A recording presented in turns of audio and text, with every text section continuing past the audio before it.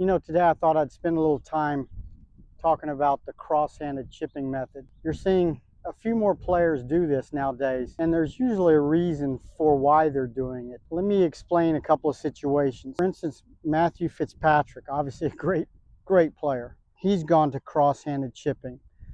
I think the main reason it's helped him a lot is because in his full swing, his takeaway tends to get a little bit inside and the club face gets a little bit closed. That being said, it would be hard to have a good angle to the ball in that situation. Cross-handed chippers, a couple things that automatically help is when I go cross-handed or left-hand low, that basically levels my shoulders. When players tend to get tilty in their address position, or if they get excessively tilty in their impact, for instance, Kevin Kisner is kind of what we call a push drawer that tends to kind of get a little bit high with his left side and tends to hit draws. That being said, if I'm trying to hit a chip shot and a pitch shot where I might stall out with the rotation, get high with my left side and left shoulder, that's going to dump me back. So consequently, that makes it hard to find low point. So by him going to cross-handed, what does that do?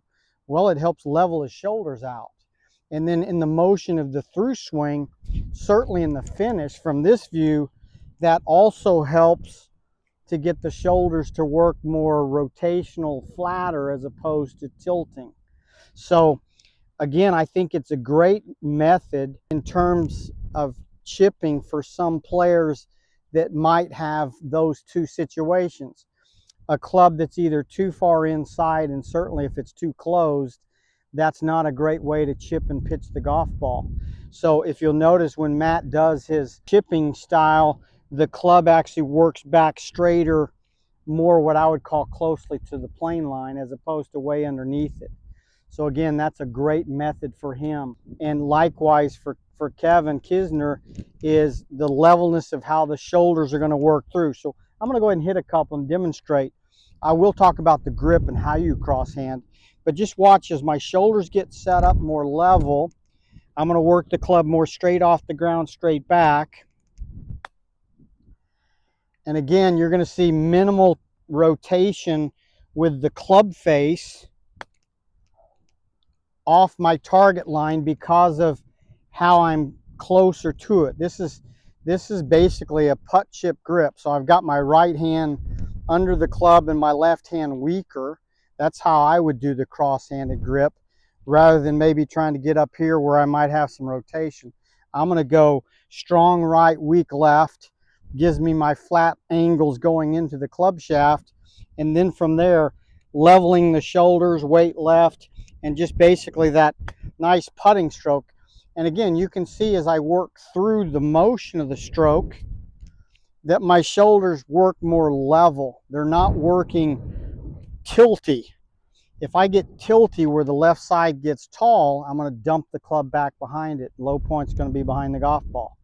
So again, cross-handed I think is a great way to hit chips and pitches, especially if you struggle with low point being behind the golf ball.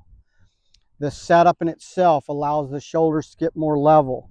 The exit and the follow through helps me to get the exit more up, if you will. As far as lower body, the basic thing we want to try to feel is this lead hip just basically goes back and gets tall as my chest goes forward over that hip. So again, I'm trying to never go lateral with my hips. I want to make sure this lead hip gets back out of the way so my chest can get over it.